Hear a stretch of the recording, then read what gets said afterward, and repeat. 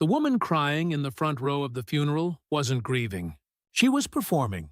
Every tear, every shaking sob, every story she told the cameras outside the church. It was all a calculated lie. The killer wasn't sitting in a jail cell that morning. The killer was holding the widower's hand. You're watching the case that changed how investigators look at grief itself. Because sometimes the loudest mourner is the one who knows exactly why the room is mourning. On the morning of October 14th, 2019, in a quiet suburb outside Columbus, Ohio, a 34-year-old elementary school teacher named Sarah Lawson was found dead on her kitchen floor. She had been strangled. There were no signs of forced entry. The back door was unlocked. Her wedding ring was still on her finger. Her purse, with $200 in cash, sat untouched on the counter. Detectives knew within the first hour that this was not a robbery. This was personal. Whoever killed Sarah Lawson had walked through a door they had walked through many times before. The husband, David Lawson, found her body at 6:18 a.m. He had spent the night, he said, at a hotel 2 hours away after an argument. The marriage, neighbors confirmed, had been struggling. There were raised voices. Detective Marcus Hill of the Franklin County Sheriff's Office opened his notebook and wrote down a single line. Husband. Probably. David's DNA was, of course, everywhere in the house. He lived there. His skin cells were under Sarah's fingernails. His hair was on her sweater. To a jury, this would look like a fight that escalated. To a detective looking for an easy arrest, it would look like a confession. 3 days later, David Lawson was arrested at his sister's house. He was wearing the same wrinkled shirt he had on when he found his wife. He did not resist. He did not speak. He just stared at the floor as they walked him out in handcuffs, while a neighbor filmed the whole thing on a phone. The video went viral that night. By the next morning, the local news had a photograph of David's face on every broadcast, with the words "Prime Suspect" stamped in red across his chest. Strangers on the internet had already convicted him. He had not even been charged yet. Standing on the courthouse steps the next morning, beside Sarah's parents, was a woman named Megan Crane. She was Sarah's best friend since the 7th grade. She wore a black dress. Her mascara was smudged in 2 perfect photogenic lines down her cheeks. She held a tissue in her left hand and a framed photograph of Sarah in her right. When the reporters asked her how she was holding up, her voice cracked exactly when the camera zoomed in. "Sarah was the kindest person I ever knew," she said. "And the man who did this to her, the man who promised to love her, he took everything from us." The clip aired on CNN by lunchtime. By dinner, it had been viewed 9 million times. The trial began 9 months later. By then, Megan Crane had become the unofficial face of the case. She gave interviews to Dateline. She started a foundation in Sarah's name. She launched a podcast about losing a best friend to violence. She sat in the front row of every single court hearing, often weeping quietly into a tissue while David's lawyer tried to ask questions. Whenever a witness mentioned Sarah, Megan would lean forward, close her eyes, and put a hand over her own mouth. Court sketch artists started drawing her along with the defendant and the judge. She was, in every meaningful sense, the protagonist of someone else's tragedy. The prosecution's case against David Lawson was built on 3 things. 1. The fight the night before. 2. David's DNA on Sarah's body, which, again, was the DNA of a man who had been sleeping next to her every night for 8 years. 3. A single neighbor who testified that she had heard a man's voice yelling inside the Lawson home at around 11 p.m. The defense pointed out that the neighbor was 81 years old and had been watching television with the volume turned up. The defense pointed out that David had a verifiable hotel receipt and key card data placing him 110 miles away at the time of death. The defense pointed out that no murder weapon was ever found. None of it mattered. The jury had already seen Megan Crane cry on the courthouse steps. The jury had a face for the grief. The defense never had a chance. On June 22nd, 2020. After 4 hours of deliberation, the jury returned a verdict of guilty on the charge of murder in the second degree. David Lawson was sentenced to 25 years to life in the Ohio State Penitentiary. As they led him out of the courtroom, he turned, looked directly at Meghan Crane in the front row, and said only 3 words, "I forgive you." The reporters thought he meant Sarah's family. Meghan dabbed her eyes with the same tissue she had been holding since the verdict was read. She walked outside into the sunlight and gave another interview. For 2 years before the murder, Meghan Crane had been a constant presence in Sarah Lawson's life. She was the maid of honor at Sarah's wedding. She was the godmother to the child Sarah never got to have. She had a key to the back door. She knew the alarm code. Sarah had once told her own mother in those exact words, "I trust Meghan with my life."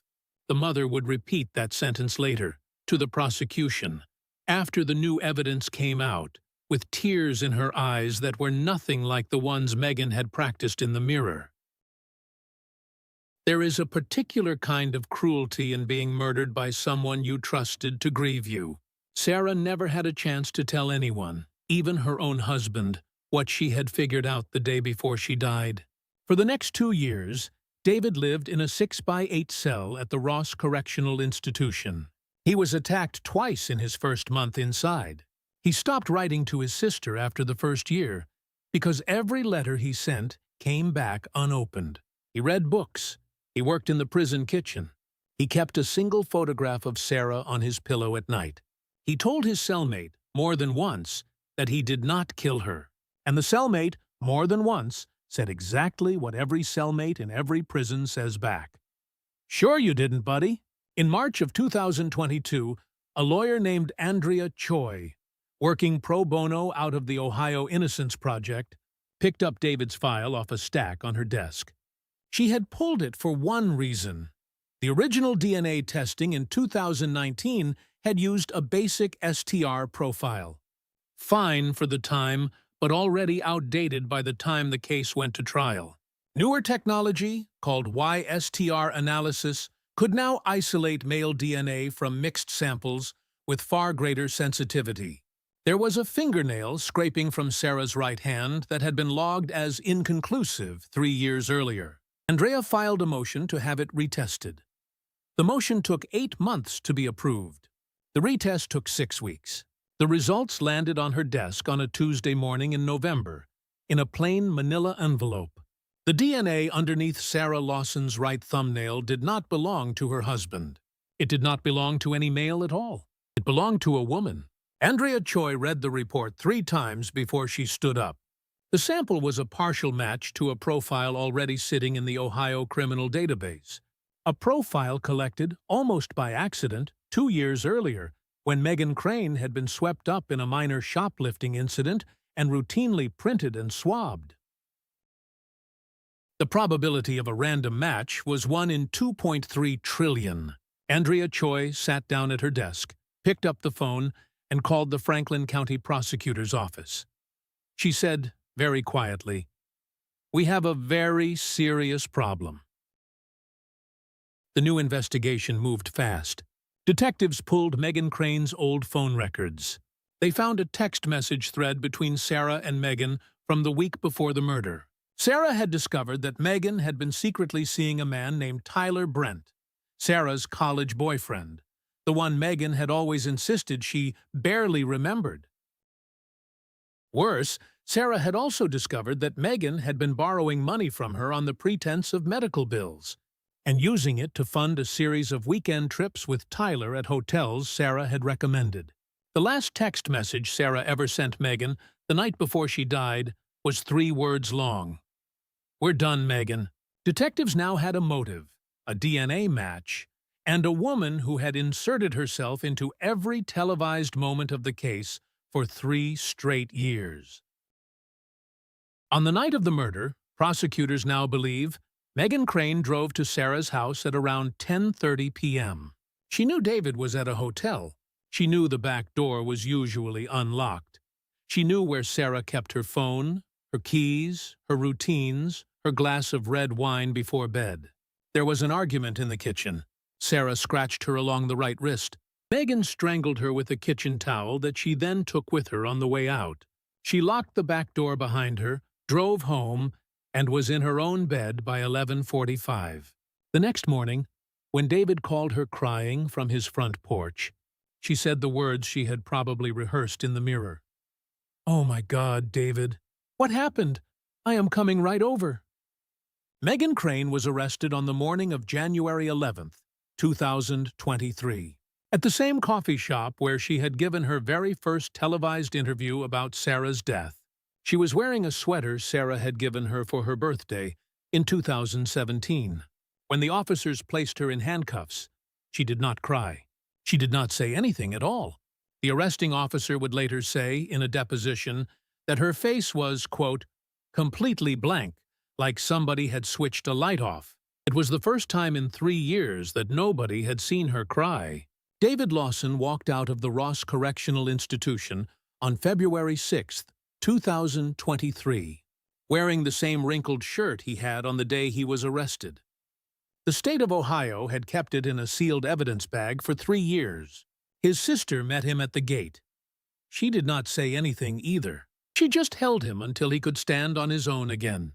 He had spent 946 days in a maximum security prison for a crime committed by the woman who had cried at his wife's funeral. The state of Ohio later paid him roughly $470,000 in restitution. He has never spent a single cent of it. Meghan Crane was tried in the fall of 2023. The prosecution played, for the jury, the full uncut footage of her courthouse steps interview from 4 years earlier. Then they played her Dateline interview. Then they played her appearance on the local morning show, where she had cried during a segment about Sarah's favorite charity. Then they played the foundation fundraiser video, where she had spoken about, and we quote, the monster who took our angel. The jurors watched a woman crying about a murder that she herself had committed, on national television, repeatedly, for 3 straight years. They convicted her in under 2 hours. She is currently serving life without the possibility of parole. If you go back now and watch the original footage, and it is all still online, you will see something you did not see the first time. Watch her hands. In every interview, she touches her own face exactly twice before the tears come. Watch her eyes. They move down and to her left before each sob, the same way actors are taught to recall emotion on cue. Watch what she says about David.